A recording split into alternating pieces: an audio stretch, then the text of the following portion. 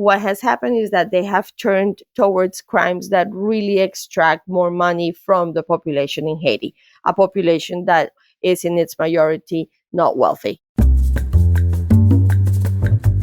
Welcome to Global Dispatches, a podcast for the foreign policy and global development communities and anyone who wants a deeper understanding of what is driving events in the world today.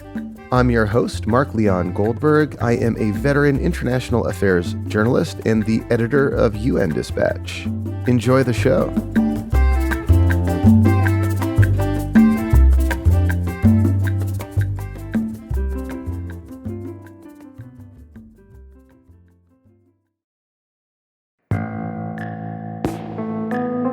Haiti is in the midst of the worst humanitarian and security crisis in years.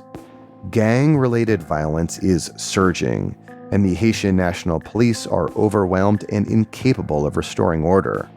According to some estimates, gangs now control about 80% of Port-au-Prince. This rampant insecurity is driving a humanitarian crisis. Hundreds of thousands of people have been forced to flee their homes. About half the country is experiencing food insecurity. Haiti's politics are also extremely challenging. The current Prime Minister, Ariel Henry, assumed office following the assassination of his predecessor, Jovenel Moïse, in 2021. Henry has never been elected and has very little support among the Haitian population. Still, amid surging violence and insecurity, Henry appealed to the international community to send help and asked the United Nations Security Council to support some sort of foreign military or police intervention. Secretary General Antonio Guterres has also called for international support to the Haitian National Police. But for a long time, no country was willing to step up and volunteer to lead an intervention in Haiti. That was until Kenya said that it was willing to lead a UN-backed multinational effort in Haiti. But is this even a good idea? Haiti, after all, has a long history of failed international interventions. Joining me to discuss that question and many more is Renata Segura, Deputy Director for Latin America and the Caribbean at the International Crisis Group. We kick off discussing the gang violence and security challenges in Haiti before having a long conversation about the international dynamics driving a potential Kenya-led intervention in Haiti. A couple of quick announcements before we start. First, the newsletter version of this podcast is growing like gangbusters. Visit globaldispatches.org to sign up. And if you are listening to me right now on Apple Podcasts and you are a paying premium subscriber via Apple Podcasts, first, thank you. I do appreciate your support. It is vital to helping us do what we do every week here at Global Dispatches. Second, Apple does not send any of your information to me, so I have no way of knowing who you are. So please send me an email using the contact button on globaldispatches.org, and I will give you a complimentary paid subscription to the newsletter. It's also the way to access our entire archive, even of episodes that are now behind a paywall. And if you're not a premium subscriber just yet, you can do so either by tapping a few buttons in Apple Podcasts or going to patreon.com/globaldispatches, or just by upgrading your subscription at globaldispatches.org. Thank you all. Now here is my conversation with Renata Segura of the International Crisis Group.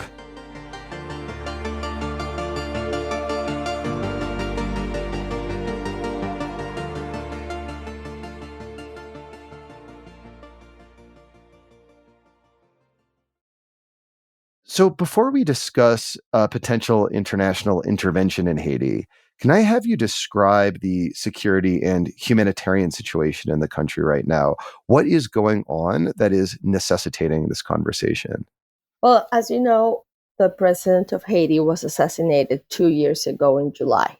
This has sort of triggered an expansion of the criminal gangs that have existed for many, many years, decades in Haiti, but who have used this sort of power vacuum that we have seen since the assassination to really gain massive territorial control.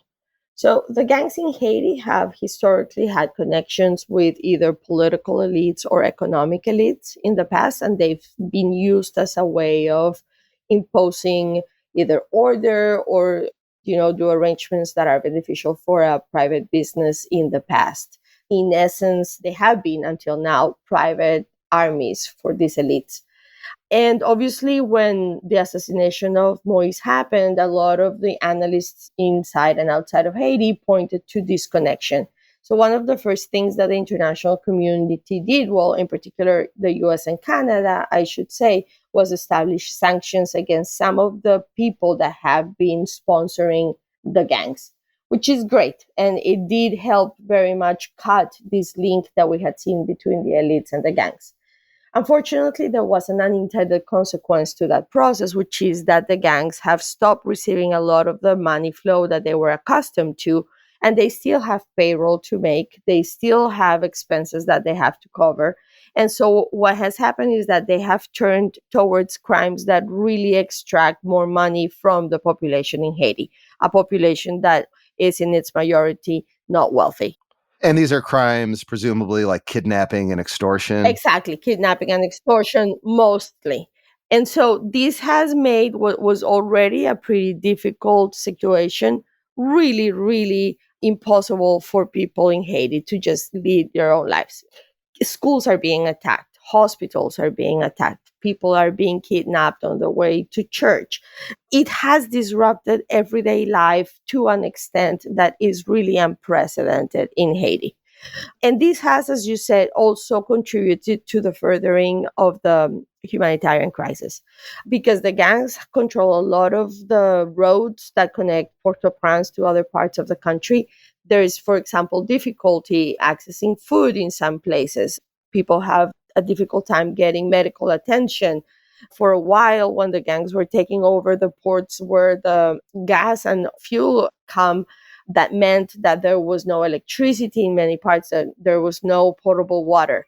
So it is just the overlap between the humanitarian and the security crisis. It's really intense, and it's part of the motivation for the international community to really take a much more hands-on approach to the crisis in the country. So it's in this context that you just described that the Security Council last year asked the Secretary General to put together a report outlining possible ways to support the Haitian government in general, and I think the Haitian National Police in particular. And he presented this report back in October, around the time, if I recall, of that blockade you just mentioned by a gang leader of fuel imports from the fuel port to the rest of the country. Exactly. So a really, really dire time for Haiti is when this report from the Secretary General recommending potential options that the international community could take to support Haiti. Broadly, what did Antonio Guterres recommend? So it's important to know, though, that this report from Guterres came at the request of the Prime Minister of Haiti.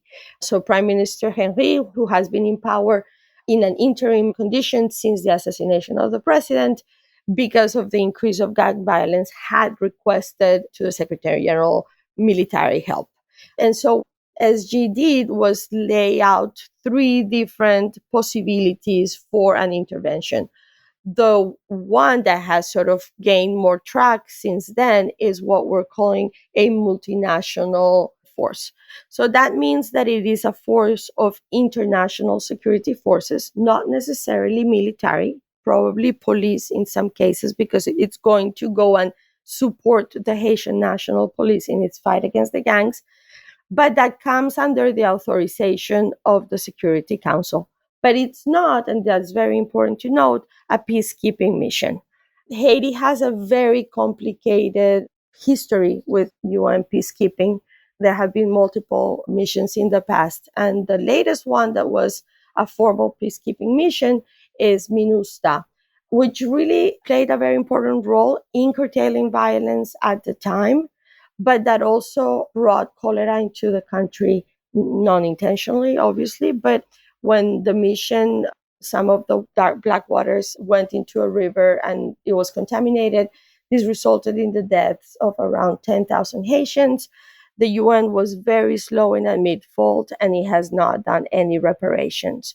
So feelings against the UN in Haiti are very, very strong. And I think that has shaped the conversation within the Security Council and the UN at large about what is the appropriate way to provide this support. So the multinational force is something that is seen as more palatable for the Haitians. So your point about this not being, and no one has recommended a formal blue helmet UN peacekeeping force, is, I think, worth emphasizing. That's not an option on the table. But the option that is on the table right now is as you said, a potential international intervention, potentially military, but not necessarily military, to be led by some country. And I take it ever since the Secretary General laid out that recommendation, there has been this like big search for a country to take the lead. And no one really has stepped up until recently when Kenya floated the idea that it might want to lead this multinational force. Do you know why Kenya, of all countries in the world, has apparently volunteered itself to lead this potential mission in Haiti? Actually, not really. And we've been trying to figure out exactly what kind of pressure was put on the Kenyans. I do think that it's very important to note that the peacekeeping mission, it's still in the cards, even though if it's not the preferred one. And it is interesting to note that the Security Council met recently to extend the mandate for BINU, the current SPM present in Haiti. And by BINU, you're referring to the UN Integrated Office in Haiti. The SPM is the Special Political Mission. This is a mission that is approved by the Security Council every year or so. And recently, as in July, I believe, Yes. the Security Council renewed the mandate of BINU, the UN political mission in Haiti. Exactly. And it was interesting to note that in the renewal, it asks the Secretary General for a report that lays down more concrete ways in which this multilateral force may come into Haiti. And it actually mentions there a possible peacekeeping operation. I think that since that has happened in the last few weeks, that option has gone back into the back burner where it has been since the beginning. It's clearly not the preferred option, but it is an option that for a moment there, before Kenya actually volunteered, people were considering, okay, well, maybe we're going to have to go this route just because there's nobody else that has stepped in. The US, which has been the main force behind the idea of sending troops to Haiti in cooperation with Ecuador, which is the other pen holder for the resolutions in the Security Council, had really hoped that Canada was going to step forward. And there were multiple trips to Ottawa, a lot of conversations between Biden and Trudeau, but Canada just did not want to do this exclusively them leading the mission. And I have to say, for very good reason. There is in particular a concern, and I think that this is a central part of why it's been so difficult to get somebody to lead the mission, that these troops are going to come, yes, to help security, yes, to make the life of Haitians better, but they are going to end up strengthening the hand of the current prime minister, who has not been elected popularly and who is wildly, wildly unpopular in Haiti. And so the hope that many of these member states had was that Henry and the opposition, which is diverse but has some specific voices that carry a lot of weight within Haiti, would be able to come to an agreement, sit down at the table, and produce a governance agreement that would establish the way in which a transitional government would operate in the coming years and that would welcome this force. The opposition in Haiti has been very, very, very worried that this force that they acknowledge is necessary in terms of security will end up deepening the political crisis that has been in place in Haiti, obviously since the assassination of the president, but even before then. Like, essentially, there is concern, legitimate concern, that any international force would, in essence, just prop up the government of Ariel Henry, who is deeply unpopular and is unelected. And that is just a very real and legitimate concern. Yes. I mean, I think early on, when the first discussion about the troops was in place, we saw people in Haiti protesting on the streets, really adamant against any kind of intervention. And, the refrain has been this needs to be a Haitian led solution. I think as time has gone by and the security situation has become more and more critical and people's lives have become more and more impossible, the table has turned in Haiti. And right now, polls show that there's around 70% support for a foreign intervention. Even the head of the police acknowledges that they cannot, by their own forces, control the gangs. And key people in the opposition have said, we know that we can't deal with this alone. But, and the sort of really big but is, if this is going to end up consolidating Henry in power for who knows how long, because there is no real viable path to elections at this precise moment, then we don't want this security force. So the hope that Trudeau and others had before saying yes was that this agreement was going to take place. But unfortunately, up to today, we still haven't seen that happen. And maybe just to underscore your point, we're speaking Wednesday, August 9th, and I just saw a report in the news about this large protest in Port-au-Prince that was both in favor of an international intervention and against the government of Ariel Henry. It clashes with government police forces, which presumably this international intervention, if it happens, would be there to support. So it is like this odd situation. Exactly. And everybody's greatest fear, naturally, is the arrival of forces that are welcomed, to say it ironically, on the street by a protesting mob that calls them invaders, that perhaps ends up having a confrontation with the population, and that results in civilian deaths, right? That is the worst case scenario for anybody. And that's the reluctance to really send forces to a country that had been actively asking for this not to happen.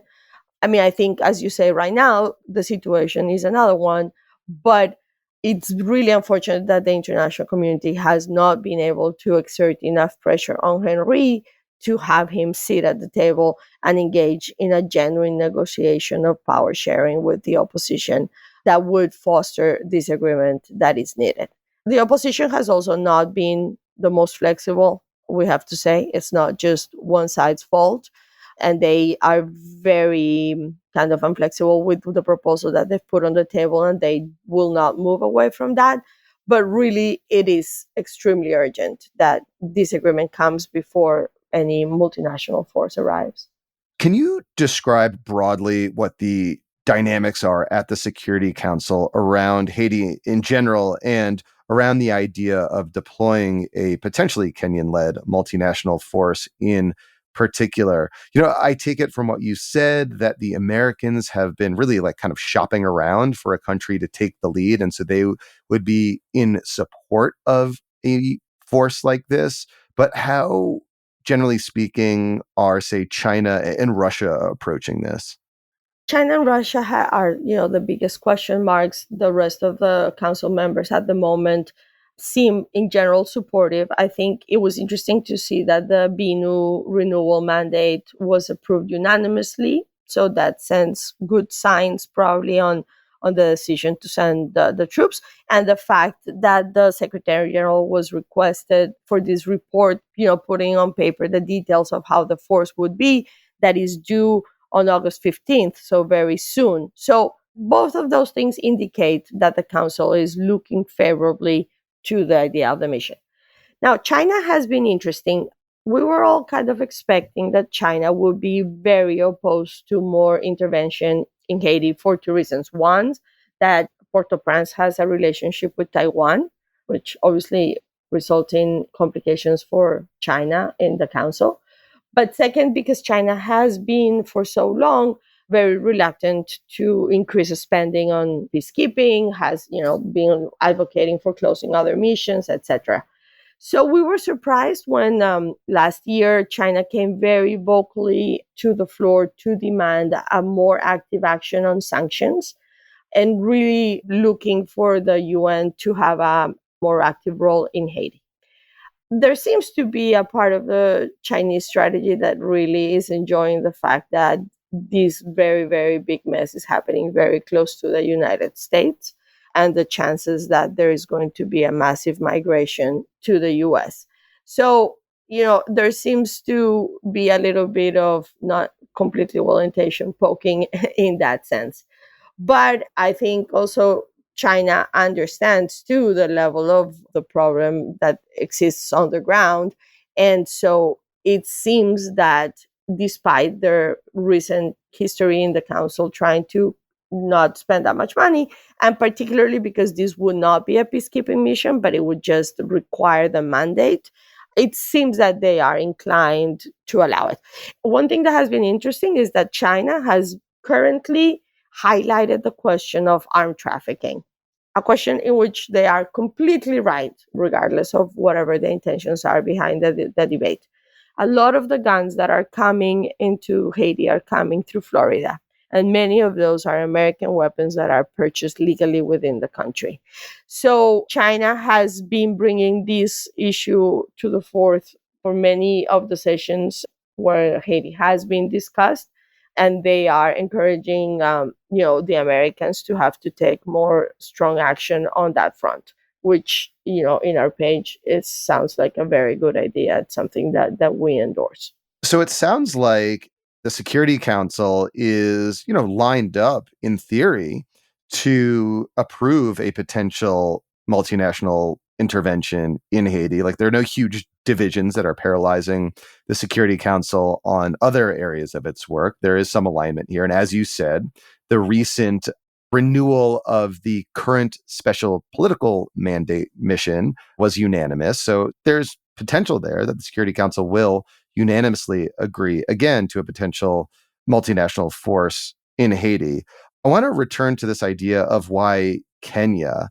And, this is kind of like a relatively recent announcement. And I'll just note that it came not long after Kenya's national security advisor, Monica Juma, who I interviewed at the Aspen Security Forum a few weeks ago, met at that same forum with Jake Sullivan, the U.S. national security advisor. So I have to imagine maybe this was in the works back then, but she didn't tell me about it when I interviewed her.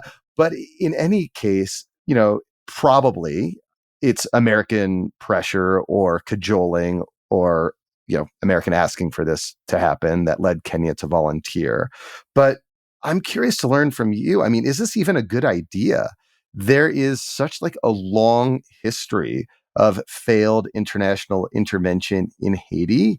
And the idea that Kenyan forces would be specially equipped to deal with the complexities of the situation seems, I don't know, a little hard to understand for me. Yes, I mean, at Crisis Group, we have advocated for a force to be sent, and I think, still think that that is the case. We were not expecting Kenya to be the country that would step forward.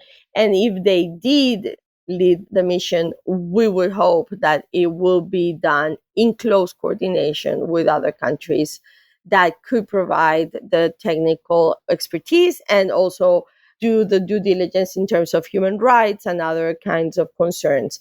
We know that the Kenyan police has incurred in human rights violations internally. A lot of human rights watchers noted at the moment of the announcement that this was maybe not the best police force to be sent when there was a likelihood of having to confront civilians. And that is a worry.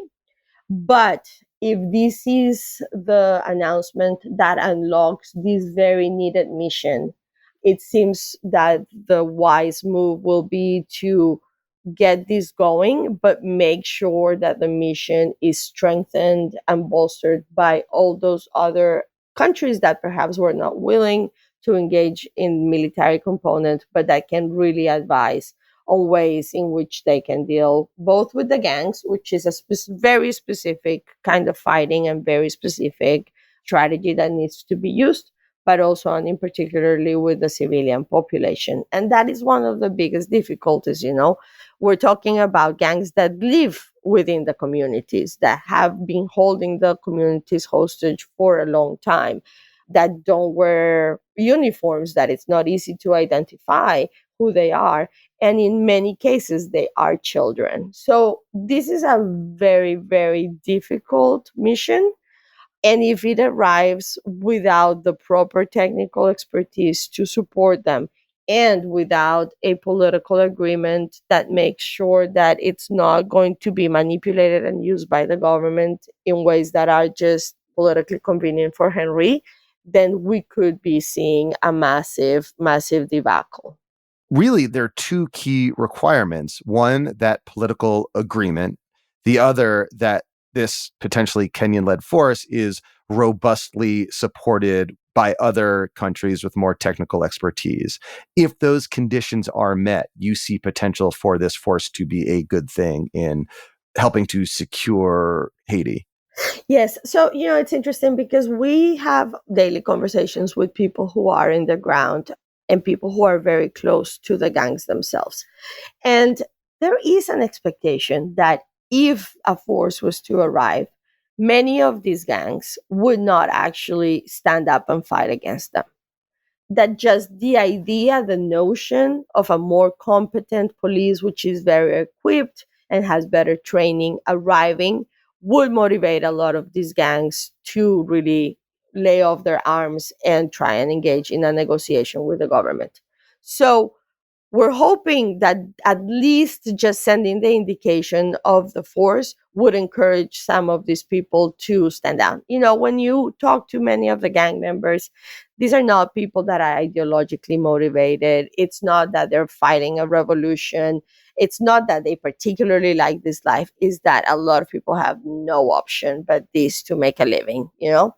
And they know that the Haitian police, which are in many occasions their neighbors, are going to be unable to stop them. But just the sense of something more robust coming would probably make them just decease.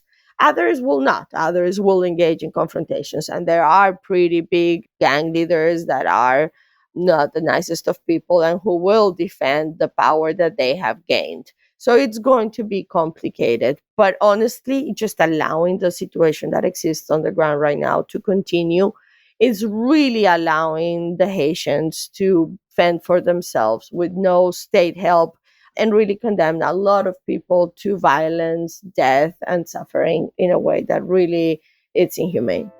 Well, Renata, thank you so much for your time and analysis. This was really helpful. Thank you for having me.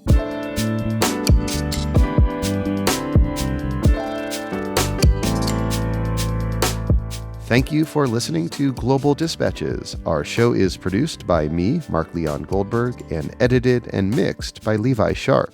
If you have questions or comments, please email us using the contact button on globaldispatchespodcast.com. Before you go, do take a moment to show your support for the show by becoming a premium subscriber. If you're listening on Apple Podcasts, you can do so with a couple taps of your thumb. If you're listening elsewhere, you can go to patreon.com/globaldispatches.